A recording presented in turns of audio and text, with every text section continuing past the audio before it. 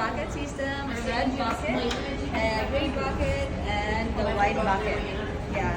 Red bucket is for washing. We put soap in here. And then this one is for washing. We put warm water. And this one, the white bucket, is for sanitizing. That's why there's rugs in here. We put also K5. That's our chemical using to kill the bacteria. Yeah, we're using 50 to 200 ppm. Yeah. There's rugs in there as well. Yeah. Thank you very much. Welcome. We have here a 3 bucket system, red bucket, and gray bucket, and the white bucket. Yeah. Red bucket is for washing. We put soap in here. And then this one is for washing. We put warm water. And this one, the white bucket, is for sanitizing. That's why there's rugs in here. We put also K5. That's our chemical using to kill the bacteria. Yeah, we're using